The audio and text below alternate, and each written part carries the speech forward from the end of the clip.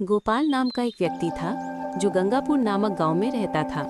वो अपनी धर्मपत्नी के साथ जीवन व्यतीत करता था। गोपाल स्वभाव से बहुत ही नेक और ईमानदार इंसान था। गांव में हर कोई उसकी सादगी और मददगार स्वभाव की मिसाल देता था।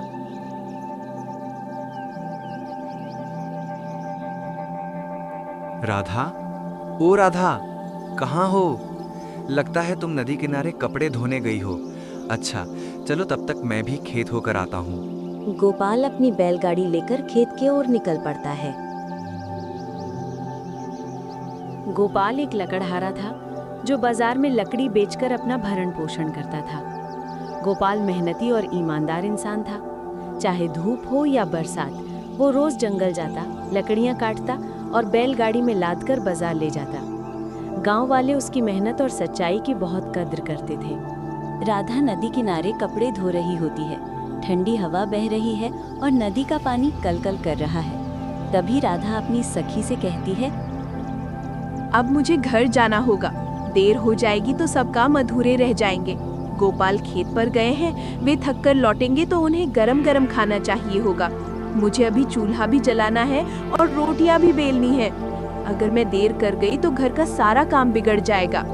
राधा अपने आप से कहती है, जरा जल्दी जल्दी हाथ चलाती हूँ, नहीं तो गोपाल खेत से आते ही होंगे। उन्हें भूख लगी होगी और अगर खाना तैयार ना हुआ तो अच्छा नहीं लगेगा। गोपाल अपनी बैलगाड़ी लेकर घर की ओर निकल पड़ता है। उसकी गाड़ी की घंटियों की मधुर झंकार पूरे गांव में गूंज उठती है। छोटे छोटे राधा, अरे ओ राधा, मैं आ गया हूँ खेत से। आज तो धूप भी बहुत तेज थी और काम भी इतना था। अब तुम जरा जल्दी से खाना लगा दो, बहुत भूख लगी है। सुबह से कुछ खाया भी नहीं हो। सुनिए जी, पहले आप आराम से खाना खा लीजिए। सुबह से खेत में कितनी मेहनत की होगी।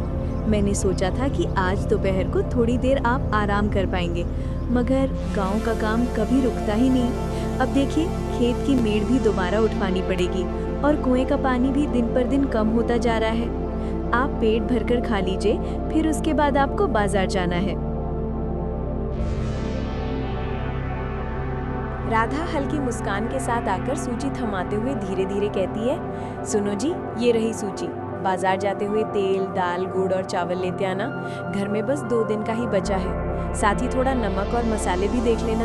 कल से ही सोच रही थी पर लिख नहीं पाई थी। और हाँ, मेरे लिए लाल रंग की चूड़ियाँ जरूर लाना। बहुत दिन हो गए, हाथ सूने सूने लगते हैं। भूल मत जाना जी, वरना मेरा मन उदास हो जाएगा।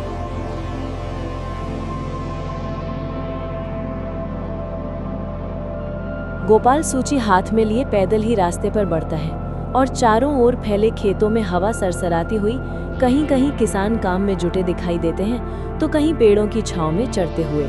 जैसे जैसे वो आगे बढ़ता है, गांव का सन्नाटा पीछे छूट जाता है और सामने से हलचल की आवाजें सुनाई देने लगती हैं। कुछ दूरी पर ही बाजार दिखाई देता है। दुकानों की कतार, रंग बिरंगे कपड़ों की चमक, मसालों और मिठाइयों की सुगंध हवा में घुली हुई।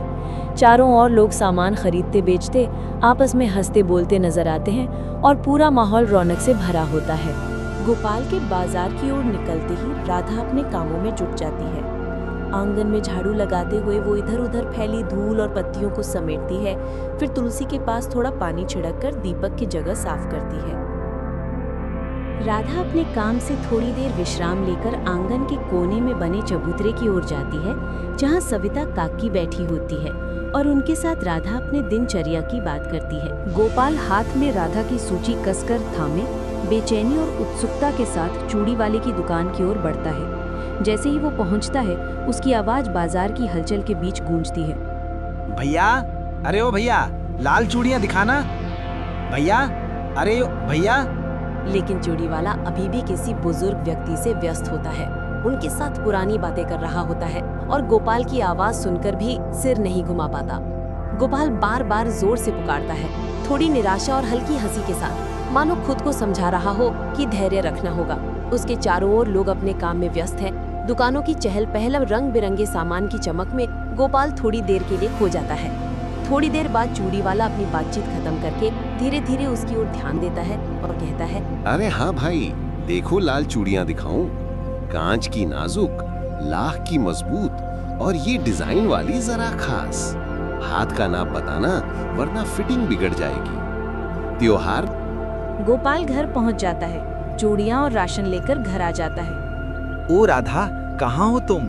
देखो, मैं बाजार से लौट आया हूँ। तुम्हारे लिए कुछ खास लाया हूँ, वही चीज जो तुमने मुझसे बाजार से लाने को कहा था। जल्दी आओ जरा, देख लो तो कैसी लगी तुम्हें। अरे आप आ गए। मैं तो कब से इंतजार कर रही थी। से बाहर झांक कर देखती थी कि शायद अब नजर आ जाऊं। हर आहट पर लगा कि तुम ही लौटे हो, पर जब देखा कोई और निकला तो हंसकर खुद ही मन को समझाया। सच कहूं, अकेले काम करते करते मन ऊब गया था। लगता था जैसे घर ही सूना पड़ गया हो। ये लो राधा, तुम्हारी पसंद की लाल चूड़ियां। बड़ी मेहनत से ढूंढी है तुम्हारे लिए।